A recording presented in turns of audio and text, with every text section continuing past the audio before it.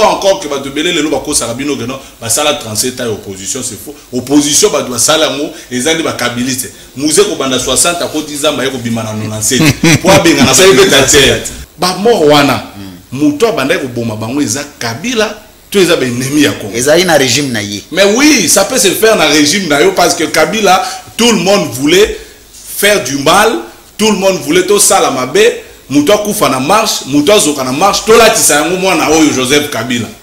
Peuple congolais Kobi Marana marche était pour un appel à leader Moroboy pour des intérêts oyo yebité. Mais jour à ça l'enquête na présidence. En tout cas wana na rolobare oui. Oui, bien ça, mutumo ebisanga lo mo habito soit parmi ba gouvernement ya Kabila bima ba premier ministre ebele ba défila et lo sepelisa e kaka vice ministre a plan je crois o salaka abana ko se mastribé à part wana ka ni ba longole na mo na gouvernement mais ba tous les détourneurs ba tiko longola ba ngote donc faut te passer à Félix merci. Il faut le 1 plus 4 botuna histoire c'est Kabila qui a initié ça s'il faut partager ses pouvoirs pour que la paix revienne au Congo na rosala parce que muto bon yo lo ba bundisa on te comment pendant que Lumumba a accepté de mourir pour ça Mouzé a accepté de mourir pour ça Kabila a accepté au kaka kutu sérimo pendant que aninga longabi je mourrai d'une balle à la tête parce que akoma qui menacé.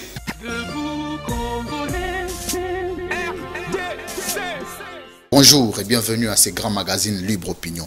Libre Opinion va débattre d'une question importante, le kabilisme. Oui, le kabilisme, il y a le tshisekédisme, il y a le kabilisme, il y a le mouboutisme. Mais pour chaque courant de pensée philosophique, nous avons besoin d'interroger les auteurs, le penseur, ceux qui nous donnent cette matière pour venir expliquer à l'opinion de quoi il s'agit. Ce jour, nous avions reçu pour vous Junior Mpechi. Il est l'initiateur, coordonnateur national de Kabila Forever. Avec lui, nous allons discuter du kabylisme comme courant de pensée philosophique. Je ne suis pas seul, je suis avec un confrère. D'abord, deux confrères pour qui j'ai beaucoup de respect, beaucoup d'estime, qui font un grand travail, un excellent travail pour la RDC. D'abord, à ma gauche, Trésor Kalafay. Il est du plateau de vérité qui vient de totaliser une année. Trésor, bon anniversaire hein, dans le magazine Yamounene et RDC plateau de vérité. Merci d'être venu. Merci Louis-France, merci à vous pour m'avoir associé plutôt à cette émission Libre Opinion, mais aussi plein succès à CML 13 pour ce grand travail. Comment plateau de vérité à loi est né. Puis c'est les anango leki donc ezolanda à ma droite un aîné un grand frère beaucoup de respect à lui mais à toi bah confrère mamba qui vient zati. Bonjour et bienvenue Paul Tosoua Mbotenayo. Bonjour Louis France, j'ai dit un grand merci na Nzambo Saligras qui est l'eau bah Pandisango Bazali belé na Kinshasa mais on songe quand même na Paul Tosoua et Selina quand même c'est mon casse et Mbote na Baïnion sur Bozo Talabiso. Je dirais encore que CML 13, les allées chaîne à télévision et Salemina Mbongo à 557 bon ali maté. Merci. La précision des détails. Batum Soussou, Bazumbo on a caisse à l'état, ba PC basa la télévision. Moi, je vous dis vraiment un grand merci courage. Merci. Pour être Moussala quand même les autres moi Zubo Yango bon. Au moins CML 13 ans dans le programme. Là la télévision. Merci beaucoup. Azali, responsable ou directeur général, il y a Wemsa Télévision. Félicitations et belé, tout va bengi de partout. Tu as besoin de surtout mais continuer un tout petit peu. Et le va bengi kabylisme. D'abord, vous expliquer ba congolais. Kabylisme. C'est quoi? Bino ba tout inventé. Ils ont ba pensée scientifique. Ou ba démontrer existentialité scientifique. Il y a concept wana kabylisme bien ndenge bozana amour ya Kabila bolobia comme on a courant de pensée philosophique.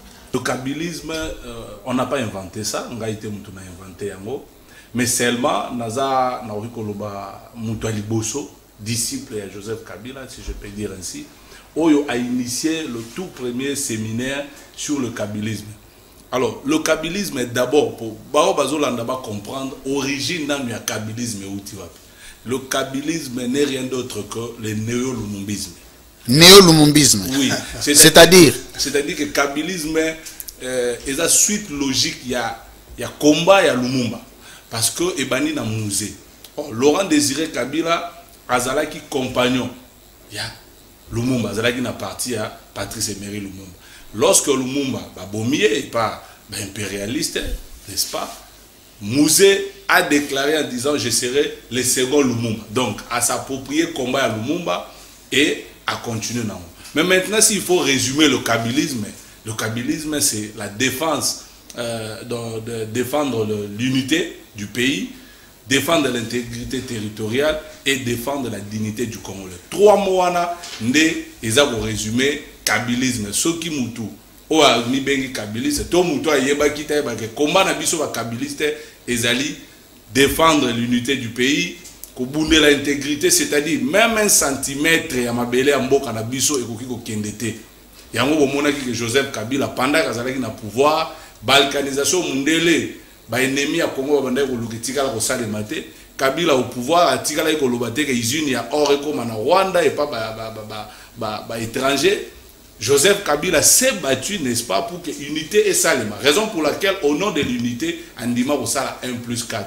Et voilà aujourd'hui, Congolais comme quand même Moutoumoro respectable en Afrique. Il n'y a pas de question. Question à Liboso, c'est que Nathan Kabila guerre à Est des yeux en pleurs. Nathan Kabila. Kabila Zokende, Conseil de sécurité des Nations Unies, et Yebiso de commune à 13 500 000 morts. Kabila Zokende, ba mort wana ezaba américain te, ezaba français te, ezaba congolais.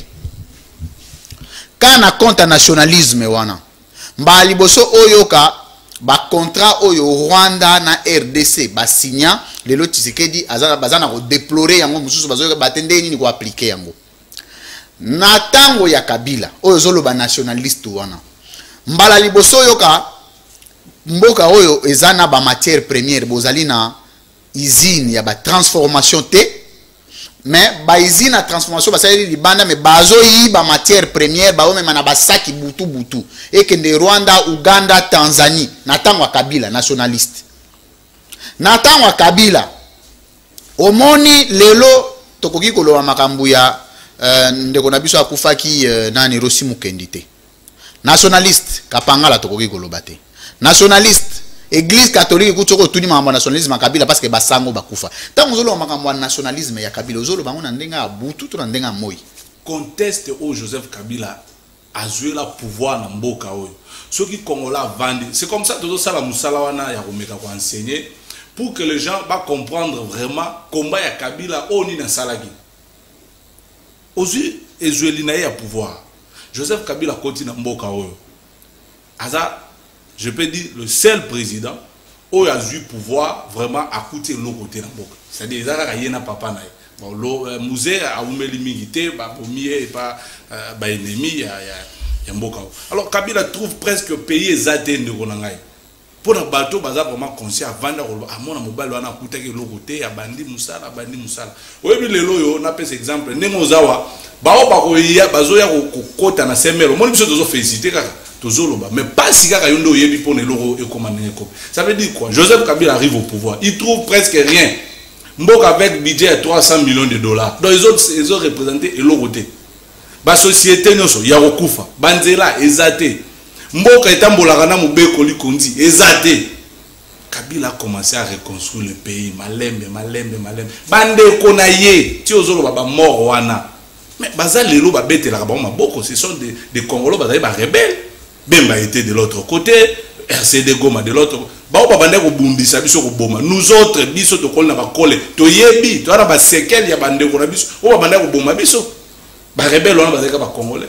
Ils pensaient ko bundisa Kabila ko nuire na Kabila or que baza ko sala biso mabe. Alors Kabila Junior so na tala bifo ko kende étape par étape. Ya liboso to lukana no kimia. Asangisi ba rebelle nyoso.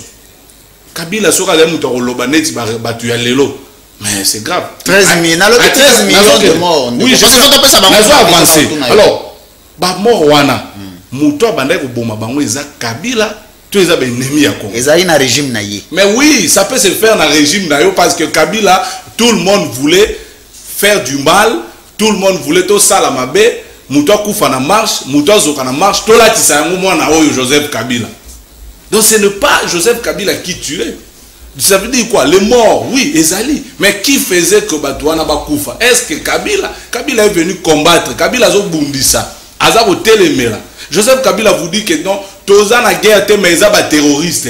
Ça veut dire que Azo se sentit que tous ont menacé, mais on les bande qu'on a pas soutenir, il faut reconnaître que ça va terroriste sous Kabila. Non, c'est faux, c'est Kabila qui tue. Pourtant, si bino que to longola MONUSCO, to bunda biso na biso bana mboka te, ba opposant ya lobby lelo na pouvoir ba lobby Kabila zo benga na MONUSCO pour à continuer ko. Donc intoxication na diabolisation. Na chuté na eloko ya Thérèse Kapangala na Rosimuke. Ici, je t'ai toujours dit mon frère. Batika rolati saliwa ya bandeko na biso wana pe milimu na bango pe manakimia na mutu ya Joseph Kabila. Non, na mutu anani kasi. Ngai po na ngai na lobaka yango pe na continuer ko loba. Peuple congolais kobimaka na marche était pour na appel ya leader moko boy pour des intérêts oyo yebité. Nga naza d'accord peuple asenga marche que non ma ezate.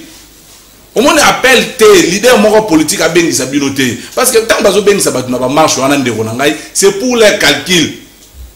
Azoko ben ça va marche, et puis nga sincèrement pour ne pas entrer vraiment dans la carte, je rappelle l'église catholique le modèle terre.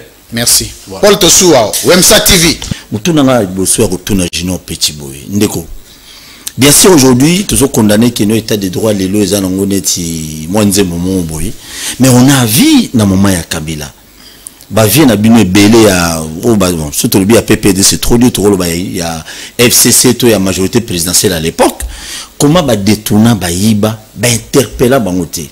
Je me souviens encore de Konabiso nani l'homme de CEO Angenga na bosene komuna ye levier ameka ki ko kota mamo IGF wana alobia bana ko interpeller batu le zolo bambi ameka ko interpeller batu mais posaka maman na problème si ba pesa d'instruction que non ameka ko interpeller ta mutu mote pour no muyibi mais le lo IGF to yo qualifier na ndenge nyonso mais azosa quand même musala e ko mobanga kutu na bino bato Kabila musu boyiba bokomi na robanga déjà preuve ezaki moko déjà akimaïdia nzela ezaki ya boîte to ya nina akimaïdia déjà Angola. Vous ne voyez pas que non moment ya Kabila ame bombe même biso na terre moko boulou qui a détourné mais en bongo ça te fait interpeller mutu na justice mais le lot c'est que derrière à lobby oui c'est une bonne chose. Il faut tout interpeller bato mais bino bon moment na mabe président Félix bato nyonso baza na pouvoir siko il faut bazala na honnêteté intellectuelle ya koloba que soki lelo toza boye toza ko diriger quand même moi bien to kuti ba institution c'est Kabila. C'est-à-dire muto a tie fondation ya Congo eza Joseph Kabila. Pour parler de l'état des droits, il faut texte exister. Avant Joseph Kabila, bon, pendant que Kabila coûtait un bon texte, ils allaient quitter. Donc, Batouana Sogi, et là, on a la passe ces années. Ils ont la moine à Yekoli Kotambola Sika. Si vous avez un cancer, vous avez un Kotambola. Ok, nous avons les pour les canons, il fallait un moukolon na balé et puis au Tambola. Donc, pour parler état des droits, pour la Tsarango, état des droits, Tshisekedi, non. Ils allaient déjà même au chat. Non, parce que la constitution déjà en application, c'est le moment. Ils allaient qui peut en application. Sous Joseph Kabila, le ministre, ils allaient interpeller, le ministre du développement rural, je crois qu'on besoin qui m'engage. Non, non, non, ils allaient dire, même si tout ça, le spectacle était. Nous avons dit, IGF, mon collègue, enquête na présidence, tout y est banni, ne ça, le dépassement budgétaire et ça, le mara tout le temps. Ce qui j'ai fait ça, quand même bien. Mais ce qui j'ai fait un spectacle, pour moi, il ne faut pas autant parce que jusque là, au contraire, lui France n'a pas si open à lancer au défi, Zoa Miko ya Wemsa, qui t'a nango, Tuna, Kabila Zonga, toi Zonga, au comprendre que le peuple est souverain. Au répondre le matin. Alors, pour dire que Bissoto Bandai Gosala, détournement non parfois aussi au moins bilo monsieur zaika ba accusation mutu mususu po mona na politique na na cop na sala au moins na texte au kanzi aiba pas bimsela biso wa preuve. Moi je suis d'accord ceux qui le ba bimsi preuve que non mutu moko o azala ko travailler na Kabila ibaka s'il faut ko kangai ba kangai ça je suis d'accord mais il faut pas ko kanga batu na sentiment na émotion ozo banga bango que ah par exemple adversaire politique l'obé ko postuler là je suis contre parce que IGF a comme instrument moko il y a pouvoir en place pour na Kochaba ninga mal à l'aise. Chef de l'État est mort à féliciter bon depuis Goma. Non mais IGF faisait ça musala bien. OK, mais ce que IGF il y a ça la enquête na présidence c'était pourquoi. Et puis na osenga pe na l'État na ebité mboka na biso. IGF yé ba ko enquêter parce que IGF faisait ça. Mais il faut pas muto ça la rappeler suivi à IGF ngo. Pour te yebi ndenge bato ngo bayaka. Pe to yebi ndenge ba obima. Alors ceux qui IGF pe na OCP là bâtir là pe mutu moko enquête à IGF wana et vous allez bien. Donc pour moi jusque là na moni na le IGF a salité, ils ont un spectacle et kocha baninga mal à l'aise mais jour à kosala enquête na présidence. En tout cas wana na kolobaka oui, IGF a komi kosala. Oui bien ça na mutu mo yebisanga lo mo habito soit na parmi ba gouvernement ya Kabila bima ba premier ministre belé ba défila et le sepeli ça e kaka. Vice-ministre a plan je crois au salaka abana ko se mastribé à part wana ka ni balongole mara na gouvernement mais pas tous les détourneurs ba tiko longola ba monte donc faut te ça Félix merci il faut au la kisaki mutango za détourneur les IGF azati ça la musala abimisela biso soki batango ba détourneur si réellement bazalaka il faut pas qu'il parce que même le président Kabila lui-même reconnaît et avoir dit tout haut qu'il y a 15 bons collaborateurs donc ceux qui d'abord il faut voir beaucoup qui étaient aux côtés de Joseph Kabila des mercenaires politiques, ils n'étaient pas des kabilistes. Mais monsieur, nous avions reçu pour vous un kabiliste convaincu. Il s'appelle Junior Petit.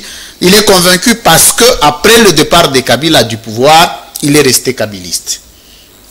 On espère que demain sacré. Tobandi que lobby vous la peine à Tshisekedi forever, Tshisekedi forever après départ à Tshisekedi.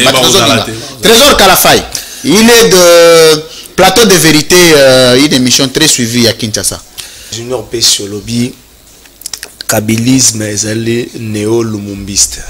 Vous savez l'avantage Lumumba zala ki nango a gérer qui pensa mingiti. Kabila a si géré. 18 ans. Défendre l'intégrité territoriale. L'unité du pays. Toki na défendre l'intégrité territoriale. Yozano kana bien notikelanga mituna. Kabila ba mouvement rebelle. Mouzé avec un slogan la guerre sera longue et populaire.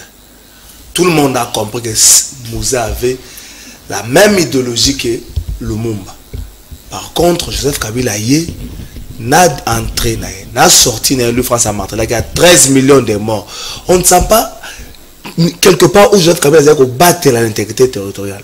Ce que Bino Boyoko collé Néo Lumumbi, d'abord, est-ce que tant que Joseph Kabila a eu le pouvoir, le nombre de groupes rebelles, de groupes armés, c'était au-delà de 150. Tant que Joseph Kabila a le pouvoir, il était sur 47. Bon, là, dans l'émission, Daniel Safo, nous avons fait un Kabila lobby à témoigner.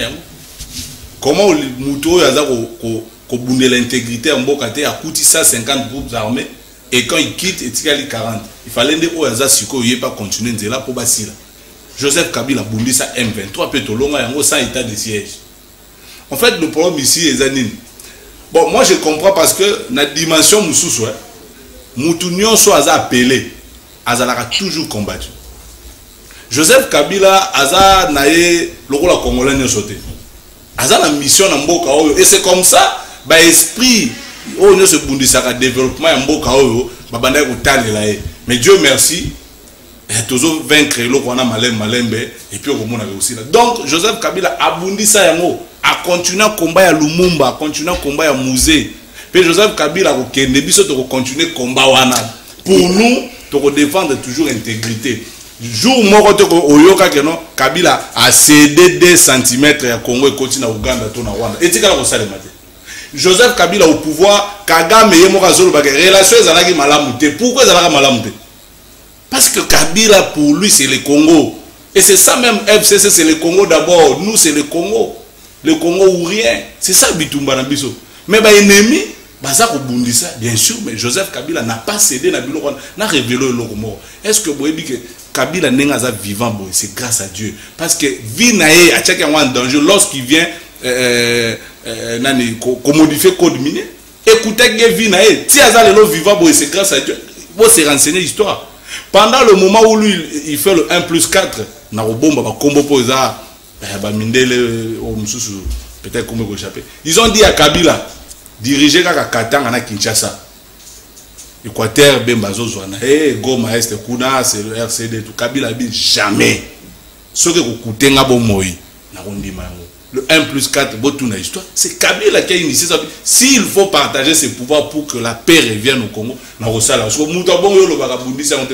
pendant que Lumumba a accepté de mourir pour ça, Mouzé a accepté de mourir pour ça, Kabila a accepté, pendant que je mourrais d'une balle à la tête. Parce que Akomagi menacé. que yo soko toucher code minion c'est la mort. Ne fût-ce que pour ça, bah Congolais il faut bailler que Kabila n'a jamais comploté contre le Congo parce qu'il pouvait aussi balkaniser le pays sur la intégrité. Pour défendre l'idéologie na bino api kabilisme, oui mais encore ka kabilisme néo le mumbiste ou loki ba mo collé yango mais on explication ba. Il y a une telle histoire. Moussa Zalrola azaki na MSN parti à Lumumba. Leader à Koufi, il y a côté Zamba depuis 1960. D'abord encore que Batubele le loba ko sarabino que non, ba sala 37 ans opposition c'est faux. Opposition ba doit sala ngo ezali ba kabiliste. Mouze ko banda 60 à côté Zamba yako bimana 97. Pour benga na sala betater. Pour benga na sala betater. Mais c'est quoi non non. Il faut na sala 37 ans. 60 97 37. Mais c'est ça que je dis non. Na bibi sonde to sala opposition ya solo. Ko banda 1960 to kota Zamba Mouze Maki abimé au benga. Ah ça rébellion. Abenga ni dictateur Mobutu na Etienne Tshisekedi na Batunaye. Mais oui, parce que quand les gens vous disent que Tshisekedi non, Tshisekedi doit partager le bilan de Mobutu. Ceux qui négatifs, il faut Ndimango, ceux qui positifs. Donc voilà le kabylisme bandi bongo. Après Mouze Alongwe. Alongwe qui a même combat ya mentor na Lumumba. Unité du pays. Il faut continuer avec ça. L'intégrité, c'est ça. Okay. Et le Moni et qui Moussa Koufi, Joseph Kabila prend le bâton de commandement pour défendre le même combat. Et c'est comme ça. Merci beaucoup. Donc, on a inventé et l'autre.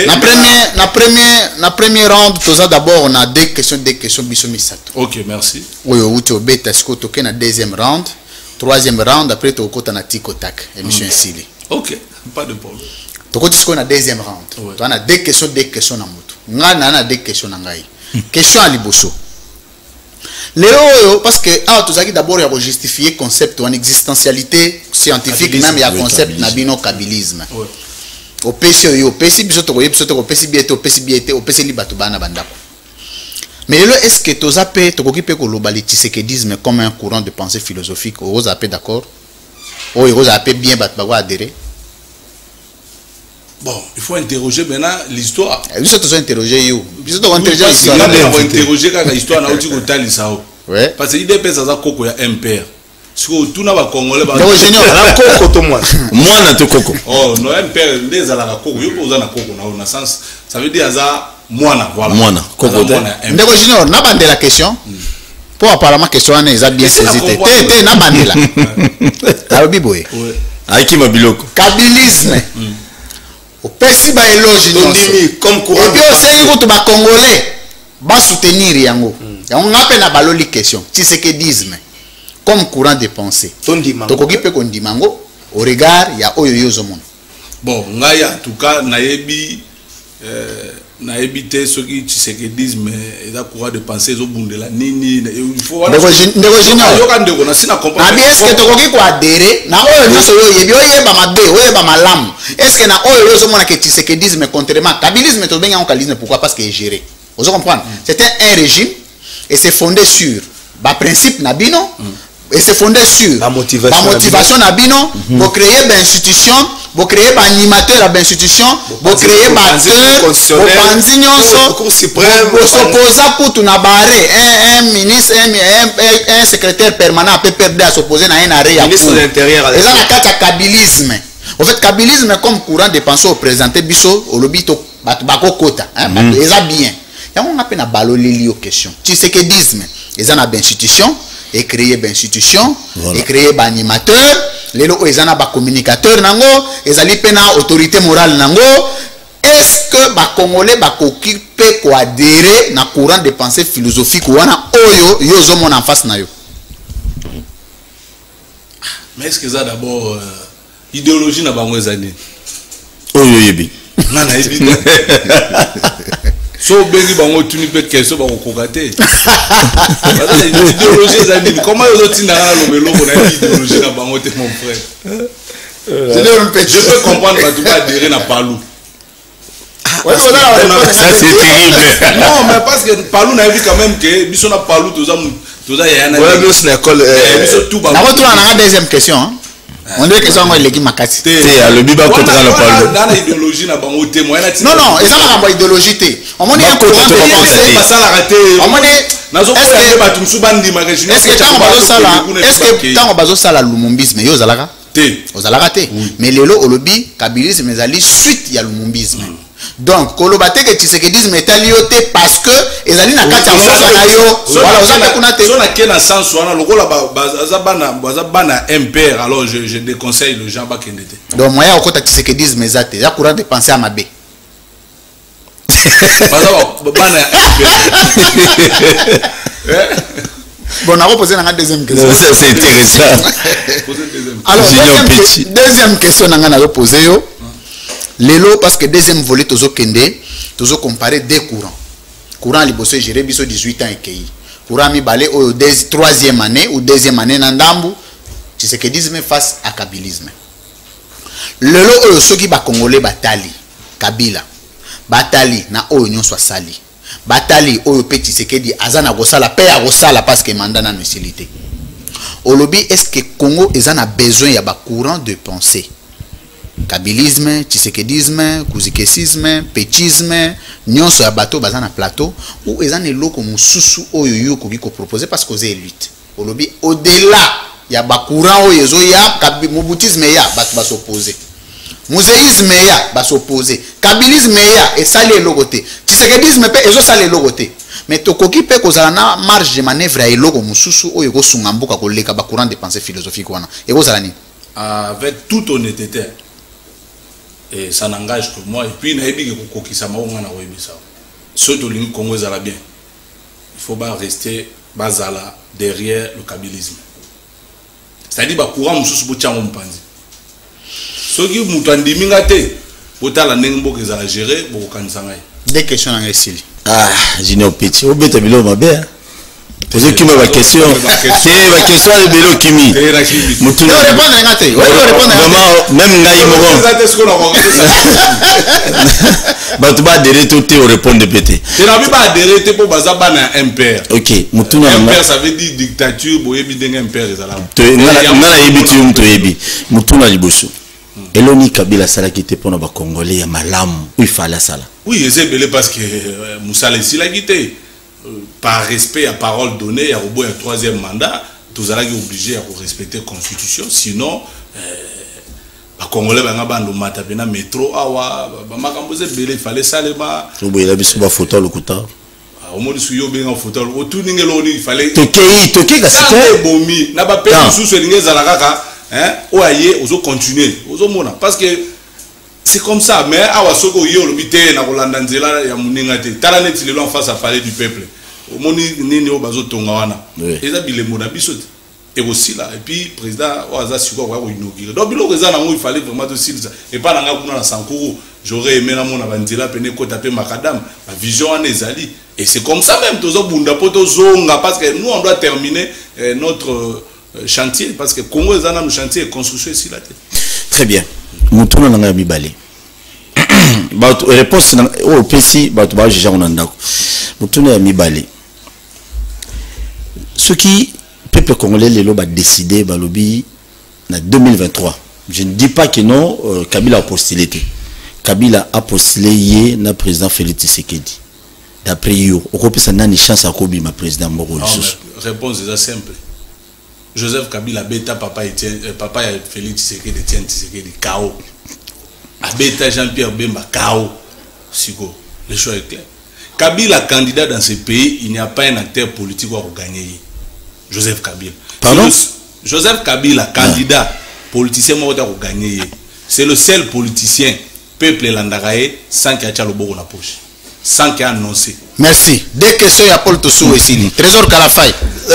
Junior Péché, est-ce que vous avez que kabilisme, nanengo définir ango, boloko zobo ya tshisekedisme, passé biso. Il faut pas faire sa définition na bango bongo to sala. Siko soroke Etienne Tshisekedi, Joseph Kabila ou encore M. Laurent Désiré Kabila, bango nyonso baza ba socialiste, ba na école social-démocratie. Siko bino ba élément ya bokabwani. C'est dans votre manière de gérer. Joseph Kabila a géré, Félix Tshisekedi a géré, ou encore Bino Botsa na moto juste là pour Muninga Zali follow na kitwa.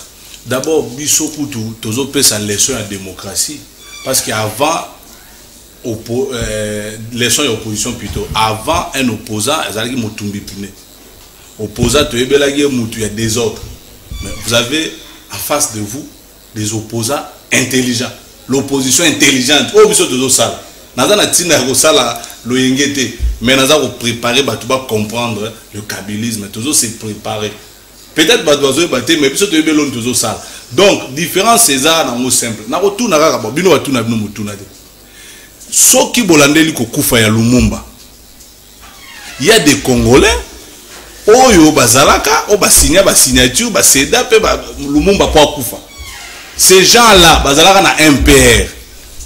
Comment voulez-vous un lumumbiste, un kabiliste alia a olobana yeke no tozandenge moko na bato oyo bazalaka na complot ya ko éliminer Lumumba.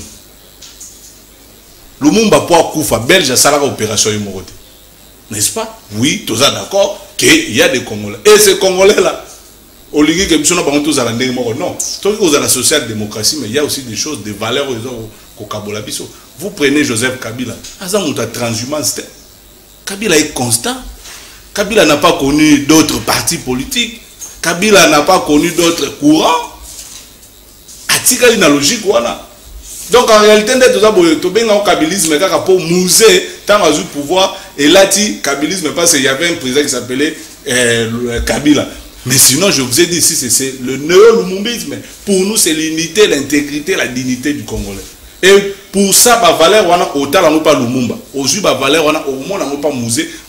Et il y a un moment même Moussa Kouvi le rôle à Lumumba. Ça veut dire qu'il copier-coller. Si Joseph Kabila a grâce à Nzambe. Mission ici lina nouté yango moni nzamba batela kaye contre ba complot nyoso o ba luka kapona. Donc tozana bango vraiment ndenge moko te. Biso to tumba ka punete yo yebi ke batwana batumba ba pune biso to sala marche pour na susciter. Lobi na yo ki batumsu bazo lela. Comment ba ko peksa biso marche boy. Oh, mais biso FC so bo fina reto na batute to banda marche na changu te. Yo so FC sa biso ke no base na ngai ezala ka ne changu. FC sana zela ko kata te po bino amakamwa malonga. FC ça na base Congo mobimba. Marche mukusa. So lobi kasi yebisa bato wana ba marche na changu ba banda na première rite mona ba. Yebisa pe bato ya République à 10e rue ba banda na première. Nous on peut marcher partout et FCC ça la marche Congo mobimba. Mais il faut pas comprendre que biso na bango différence entre ça la marche maman nguba lela nguba na été mutateka na cabine lela te ba ibakinga c'est ça l'opposition. Junior on peut ça sur sa deuxième question dans la sérieux. Asbel na Kabila forever. Et Botami il y a presque 2 ans aujourd'hui. Kabila azalaki sous président sous aux affaires. Défense makasi oyo salaka. Ya kabilisme na yo. Ezakapo au sala sondage papa Congolo mona que Kabila même na projet de société na ya réalisa 2/3 ya bakamba pometa ki ba Congolais ou encore 1/3 to kanisi boloro la il faut na yebana il faut na ko soutenir kabilisme au détriment ya moto azali na pouvoir comme ça bato ba kotiangaka. OK. Merci beaucoup. Question moko malam. Mais na souka émission okozwa suite il y a réponse mais on a zo répondre mais na souka pour na message moko me mai ngana émission. D'abord eloko liboso pour moi le 26 janvier 2001 si je me trompe pas Joseph Kabila sala discours na ya liboso. Il a promis de réunifier le pays et salement pacifier le pays et salement. Kabila a démocratisé le pays, organisation à 3 cycles électoraux. Kabila a salisi biso à part Sengo bakoko na biso bayokaka le 30 juin 1960 biso toza génération alternance awa biso nyonso to vivre alternance na sommet à l'état to komi le modèle en Afrique centrale donc on réveille sur alternance tetala yango IDP saloba raza parti moko boye hein non violence ça veut dire que bango soki combat ya Kabila te bakwa ko pouvoir te parce que biso au moins tant de yaka to bengana dictature na manduki. Mais Moutou Manduki a dit que ça sélection pour que les Congolais ne soient pas voter dirigeant. Donc Joseph Kabila a respecté son discours. Kende Rotala le 26 janvier 2001 au Kabila Lubaka nyonso akokisa yango. Banzela ya robukana misu sezalaka te asala yango. Biso to yebi mboko ndenge zalaki. Et puis et beaucoup de choses ont été faites, mais non, c'est ça le matin. C'est tout à fait normal que Moutoumsou soit lobby à ça. Donc, très bien. Et ngai na logique na linga bato diale loté. Parce que Belé baza derrière Félix Tshisekedi parce qu'il est au pouvoir. Na yoka ndi kwa loba. Toujours c'est la totale sur Félix Alongo président. Na kobanda sur kotanga kombo nae. Parce que pour moi, Kabila au pouvoir ou pas, naza kuna te. D'ailleurs na bandi carrière politique na opposition. Na yebi goût ya pouvoir te. Na gérate na data chef du quartier. Merci. Merci Junior Mpechi. Waneza deuxième round de Silito, quand on a troisième round avant dernière pour que Toko Tasco na tiko tak to sur cette émission. On a peine deux questions, to peut sur deux questions. OK. Soko tali gestion ya mboka na biso sikoyo awa. Et loko nini on fait c'est que ya sali o sepelisio makasi o Kabila salagate. L'état biloko Tisiko elorote. Ata IGF nengazo Tisiko elorote. Alors la patrouille na yezo sepeli ça. So vandi boy Félix que ya ne logo na salite o sepeli nango. Tisiko yo total la peut-être 2020. Tisiko yo na zo banda ko Tisiko yo. Eloko ezanante. Parce que gratuité eloko pété. So de muto mona ngote. Gratuité au mona pété. Bon, so de muto c'est un vieux projet gratuité. Mais gratuité aux lobelaka bisote. Gratuité biso de to banda yango. Et le banda on a province na sanko chez moi benga ta sikoyo na lobaka ngo juba ko lobaka gratuité ndeko junior oyebike zela oyebike à l'aise da terrain na lobi boy na za témoin oculaire ya na lobi boy comme ndeko kalafa ya lobi makambo gratuité oyebike constitution ya mboka ko za la partialité ezali toujours intégrante et lingi ko lobaka constitution ya mboka ko za l'appliquer dans une partie du pays contre une autre so balobi consécration et la gratuité de l'enseignement. Enseignement ezaka na lojate. Enseignement ezana Bandundu, ezana Katnanini na Ruchuru, ezana Nord Kivu, ezana na Noruba, eza partout. De ce que lobi déjà Kabila salisaka gratuité et enseignement kaka na province moko eza déjà ko violer constitution. Donc Kabila pe ba ko landela pour na violation de la constitution. Wana ezana un problème te. OK. Mais on répondre na yo. On ngo ba sa province? Non, na la ba sa de ba province sauf 3 provinces. Déjà ce que lobby sauf. Mais il faut ce qu'on pourquoi parce que l'élection peut salir manga Congo Mumba sauf Beni. Ah wana Kinshasa pe? Non, izaka Congo central Kinshasa na Grand Katanga. Bon, on a posé une deuxième question. Pourquoi salir manga kuna? Problème te aux attends la deuxième question na ngai. Parce que na tuna giyo question est-ce que loko moko fait c'est que sali o Kabila ça na moni na lolo. Et loko na. Jouna romona na loba nanga. Nous on est clair. La voix je chef. Deuxième question na ngai. Paul Tossou a loba ma élection en 2023. Commune en 2023. Joseph Kabila a se représenté T. Voya Kabila forever a reporté net na candidat ni. Oh, mais ce Joseph Kabila s'est présenté T. A représenté Biso. Non, na lobby boy T. Na lobby boy, na lobby T ka présenté Bino. On a bandeli question nanga. Oui. Kabila quand nda vanda na basilence na ye. To commune en 2020. Déjà position na ye Kabila forever et yebité. Boy yebité position Kabila siko ezandeli. Na 2023 pe position na ye. Vous évitez, mais élection est au Salima. Vous n'avez pas rapporté nana. Merci. Voir Nabiso à Kabila Forever et que soutenir candidat au Joseph Kabila. Non, on a lobby boy. Alors il faut le banangas au cas où FCC ou le non, on a lobby FCC, on a lobby boy. Bois aligné candidat, Kabila yemoko. Parce que bino bosa bolande la Kabila bosa na FCC bota la Kabila. Oui. So Kabila a présenté bino candidat te a lobby pe loko te na mamba élection mais élection salemi candidat ba na FCC et belé par exemple 3 na union sacré pe ba 3 na lamuka ba 3 na nini tout ba 3 ce que voit na bino ce qui bolingi bo porter parmi ba candidat et gozala na soit kanini soit yo so ki te Kabila forever boko ki pe ko pona bolobi biso en dehors Kabila to ko soutenir candidat tel ça peut être qui. Maintenant autour qui parce que ba kombo ezala kité yango na za na bon yo problème de andora Kabila na tina bino boko soutenir nani yo pona na ko so Kabila ate so Kabila za ta palu IDPS ba cheba tuna bongo sans que FCC atinda candidat non na bandela so que FCC atinda soutenir candidat FCC question na ngai eza boye on ngo échapper na question na yebi yo beto comme d'habitude to comme en 2023 oui Kabila a présenté candidat T. Ba candidat na FCC ba 5 par exemple. Na ba famille politique musupe ba 5. bino muto bozo mona ke ande ora Kabila biso ko soutenir muto tel et cause la nani. OK. Mais maintenant il y a on a répondre au simple. FCC ko ko aligner candidat T5 Joseph Kabila Loba. Donc ce FCC a check candidat c'est que candidat Joseph Kabila. Te baye 5. Kabila tinda 5 te sali Kabila départager bangote. Ba tu ba misi ba tu on doit ba comprendre na ba comprendre des questions pour comprendre mozo linga OK ça va. Yo ga expliquer le mot président ngo souci. À part Kabila, bino bogo soutenir nani? À part Kabila, en dehors de Kabila, la personne de Kabila. Comme individu Kabila, soutenir Mama Waro, soutenir voilà ce qu'on comprend bon na c'est ma réponse. On va ça les abouer.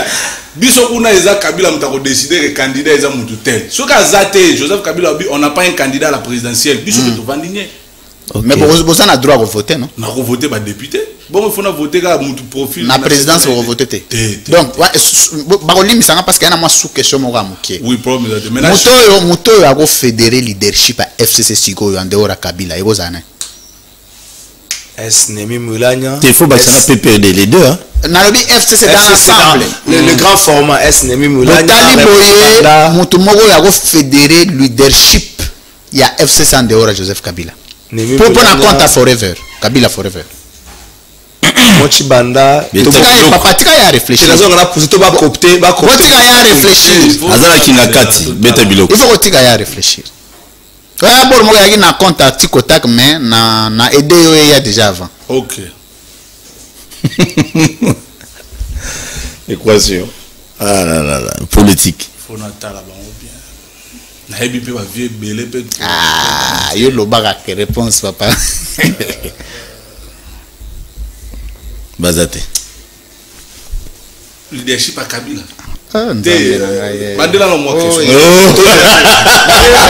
comment répondre à ça? En dehors il y a Joseph Kabila, Kabange, na FCC. Leadership à FCC. Et que yo muto yo Kabila forever à Monique Bisso. Tokoki comme maintenir en dehors ça dit que so ina lobi Kabila na mon lobi Mama Olive. Hein, to longo libango parce que qui dit Kabila qui dit Mama Olive. Ah na comprendre question. Mais c'est quoi muto a fédérer leadership il y a FCC Oyo Kabila forever bogo soutenir. Non, Nemi Moulania professeur. Il peut mieux faire. Paul Tossoa. Kabila forever. La fois passée. Je suis à 15 minutes dans moi. Question de bien Nemi Botiba Ine Binemi très bien. Mutuna Tikala tout mutuna nanga ya. Ouais, Nemi Babia no mamba député semblerait. Ya ba tebe balinga kaite. Dis-moi un peu. Lelo Kabila forever. Na Kinshasa ndeko nanga kalafa ya tunyo mutuna mama Kabila forever ndeko nanga lui France lelo oyo. Si par exemple au Kei lelo na Goma tokuta bureau ya Kabila forever. Ah, merci beaucoup. Sincèrement, on est simple hein? Oui, parce que nous avons toujours un bureau officiel na la province. Jusque là, nous avons un bureau dans Kinshasa. Et je crois que bientôt, nous allons reçu un bureau. Nous avons un bureau dans la province. Goma est déjà parmi la province. Grand Katanga, Équateur, Congo central, Kwilu, puis donc Grand Bandundu. Tout ça déjà dans le projet. D'ailleurs, c'est pour ça même que nous avons besoin de biso. Parce que tout ça débordé dans la demande d'adhésion. Même ma coquine ne retambola vraiment partout. Ils ont tête. Tout site internet. Il y a aspect Kabila Forever. Donc, à partir il y a semaine prochaine, donc même à partir de samedi à lobby le 2 octobre, sur le petit www.kabilaforever.org au côté au salle adhésion.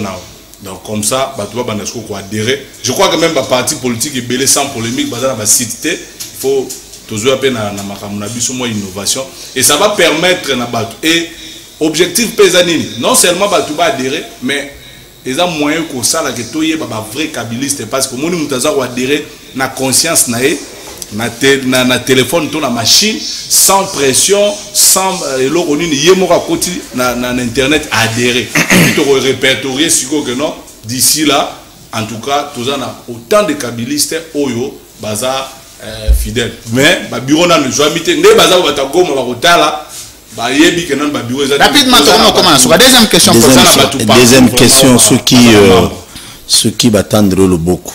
Nangambo ya Union Sacrée na moni bala mo chef de l'État alobi bobengela nga Junior Petit parce que na moni c'est un jeune courageux, c'est un vrai leader na pesa poste ministériel okokende tokokende te.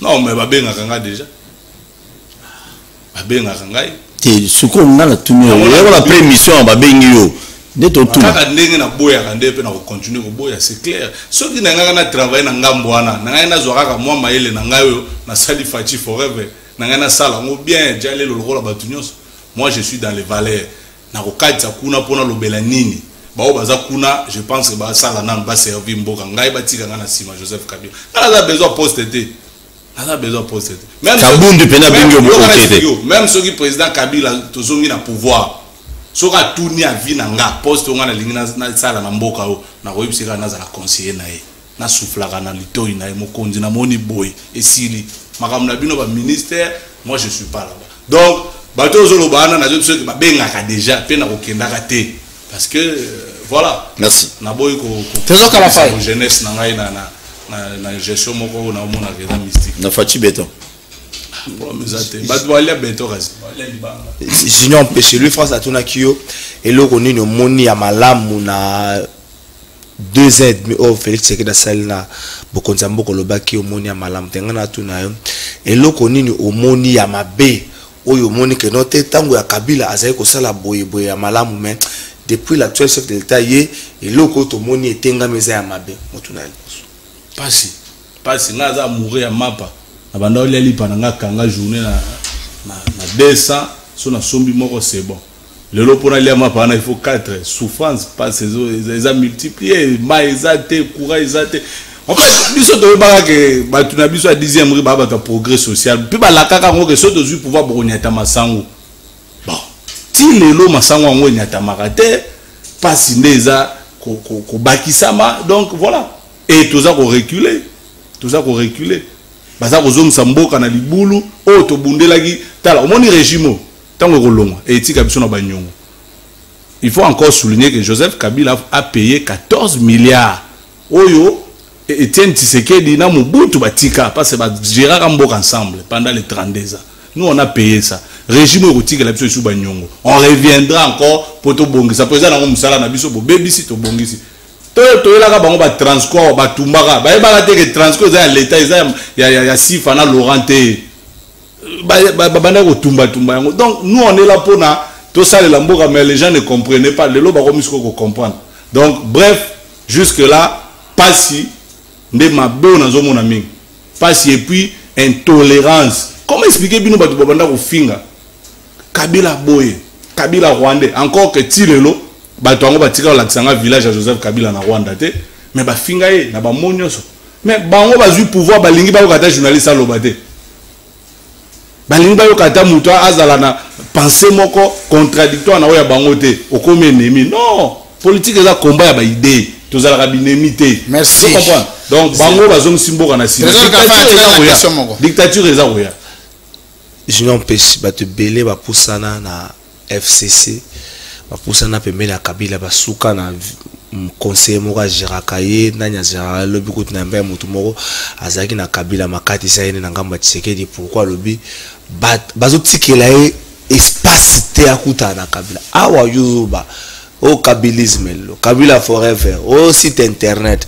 est-ce que aussi ozwa ta ya ko échanger na Kabila pour lobi ko lobate ke o mova mutale yako bloquer ngai mina kwa bola nga na kuta na Kabila ngabe nga suki na kingati bazo kona bazo longola ba tomate nde ba benga juro ba benga po basa kabola mbongo nga na salakate kuta na Kabila ndeko oyebi eloko za bien na ngai biso nyoso ande tokenda église dimanche mutazala na tango Yesu azate tokutaka ka Paul akomeli biso totangi.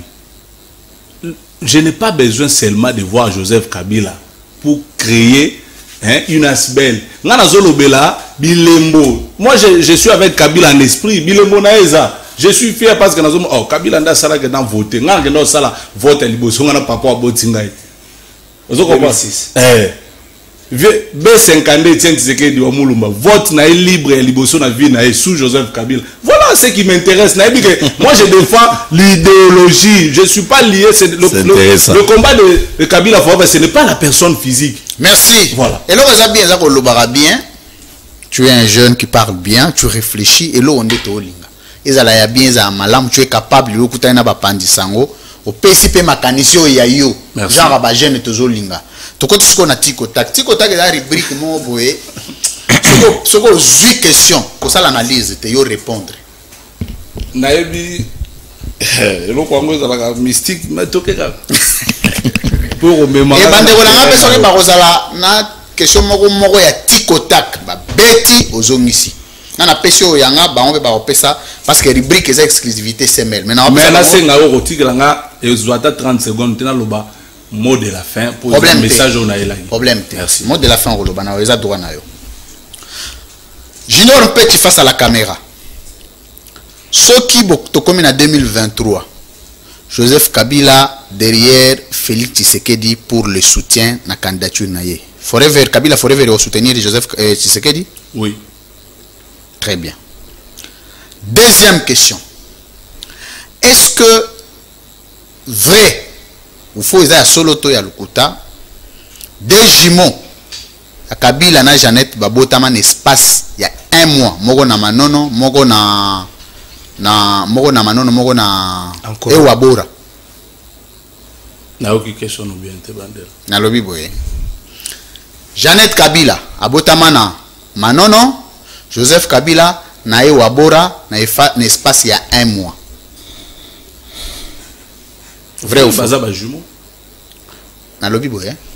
Bazaba jumeau, Babotaman espace il y a un mois. Moko na Ewabora, Moko na Manono. Et on a bandeli vrai Joseph Kabila na Jeannette Bazaba jumeau. Nekar il y a un mois. Yeso Botaman a 23 comme ça. Yeso. Tolobi boye. Kasi nazo répondre. Malembe. Neko Junior. Ah, les analyse c'est style là. Et si na répondre au vrai ou faux écart il y a un mois. Makambo écart na ebité. Nazo apprendre mon plateau na nga na ebike Bazaba ma passa. Jeannette Kabila na Joseph Kabila Bazaba. Troisième question Tikotak. Oui. Na vie ya musée Mobimba. Abotaka bana misa vie ya musée Laurent Désiré Kabila. Azaka na bana misa tout Jeannette Zoé na Joseph Kabila? Non, bana baza belé. Bazaba. Bazali na Kinshasa ici na mona ba belé. Na ebi même na maman Sifa. Leki ya président Joseph Kabila. Na maman Sifa.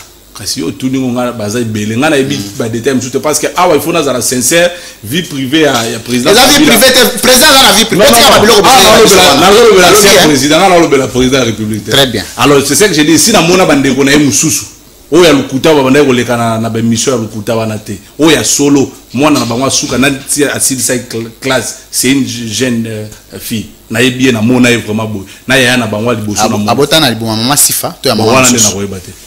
Mais au moins bandeko vraiment yo oyeba ndeni parce que yo oyebi to yebi ndeni gaza. Na yebi on parce que si na mona bango na fête ya 45e anniversaire ya maman Olive Nazaraki wana j'ai vu toute sa famille. Il a fait ta famille nga Nazaraki wana. Très bien. Dernière question ya Tikotak.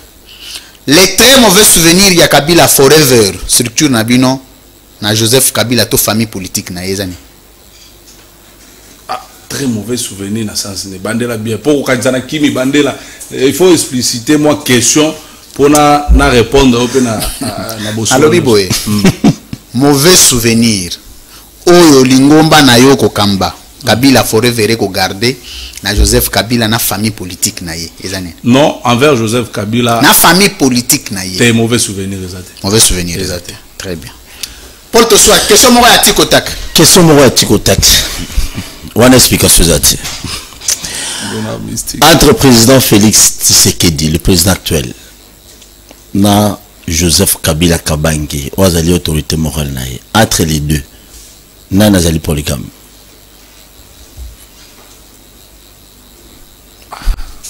Tout est parce que ngana ebi sur le bidam tout est s'il était coquille. Très bien, merci. Explication exacte. Merci. Trésor Kalafay. Junior Pêche. N'est-ce pas Némi Mouilania, Moutou Abomi FCC, na ego na ye, tilelo yo, histoire Kabila, solo Kabila comme que nasuka. na on a yebi Némi abomi FCCT puis FCC Koufité Zali. Très bien. Merci. Junior Mpeti. Des fois Joseph Kabila les Alarani. Des fois Joseph Kabila. Surtout dans la question na biso que na yebi. Junior Mpeti. Junior Mpeti. Yo ne nous Junior Mpeti. Junior Mpeti. Kabila Nzambete. Mais na mona kena muta mokili. Osala na Kabila forever. Donc Kabila libela na libela. Oyo kosala muta libela na libela oyo yebite. Aza fantôme te. Des fois Joseph Kabila. Mutema malamu eleki. Wana eza défaut te. Eza qualité. Non, parfois parce que au monde papa eza qualité. Yo ka te de ba katisi awa, tamba ozonga kolimbisa bango. Nga nazo trouver ngo mabe. Pona ngai nde batu ba katisi. Aussi 30 secondes na mercenaire wana bazonga te mais yende na ebeli a kolimbisa bango. Mot de la fin na mot de la fin na ngeza boende ko Louis France merci nazo ta la caméra pe bomba bilili oyo po mboka ebonga mboka ezala développer il faut muto aza na tête ya pays wana azala na vision azala na mission pe azala na ba objectif sikoyo ba vision muto apesaka ngo ezaka ka nzambe Dieu abengi yo apesi yo vision apesi yo mission na yo pe apesi yo objectif pour que pays ekende liboso pour la République démocratique du Congo vision ya Congo nzambe apesa yango Joseph Kabila Kabange Tito zoloba na yo boye la personne ou aza na vision ya Congo o nzambe apesa ezepa na ye voilà pourquoi na sala Kabila forever pe na sengi na ba congolais nyonso mona mukabeta kamona mikolo babina bomeka koya tozala ebele retour ya kabilisme au sommet de l'état et salema et ti 2055 congolais nyonso akomona ndenge Congo kokoma poto ya Afrique sous la vision politique de Joseph Kabila Kabange oyo nzambe apesaye. Merci. Merci beaucoup. C'était les mots de la fin de Junior Mpeti, mesdames, messieurs. C'était la libre opinion de ce lundi. Libre opinion a été spéciale parce que nous avions reçu une personne, un jeune d'abord. On a faible na jeune Mikolo. Oh, bima suka pemboza tata mukolo sala na ta mubutu après musée après Kabila on est à bisote. Biso jeune pour jeune. Merci. Merci, j'ai été avec les éminents confrères sur ces plateaux. D'abord, Paul Tosoua, WEMSA TV. Merci pour nous partager le plateau à Mokolo Lelo. Merci beaucoup Louis France. Merci à Batunion Sposi. Bozo qui t'a nabino au vent dans le salon. Pour l'émission, on vous dit vraiment un grand merci. Trésor Kalafaye, Azali à plateau de vérité. Vérité, Zalagi Pe Awa. Émission, vous allez rediffuser Pe. Et pas à WEMSA TV. Barolanda yango et pas à Trésor Kalafaye plateau de vérité. Merci Ndenge Tokaboli plateau. Merci de l'invitation. Tokanisi et Mbalasi nous associé biso. Attaque original empêche la vérité bella tient mon poche. Nous tous ce que nous avons c'est de soutenir un jeune qui a des initiatives. Mais biso to ba kabiliste. Toko taper na kabilisme wana te. Ceux qui ont besoin il y a ko sala émission to za la wana pour que to za ba bor nyonso to ko za awa pe to yamba. To ta ko yamba pour to union sacrée. Du vertige na tikotak. To beta ge bo moko yo to beti yo te po bo wana za mabe. Te nga so les abeta na. Te ko union sacrée comment tikotak to si to kanga. Merci. Plateau de vérité, tous ali ba confrère to sala musala na ndenge longo bani. Merci na ndenge sans trahison. Sans trahison. Au revoir.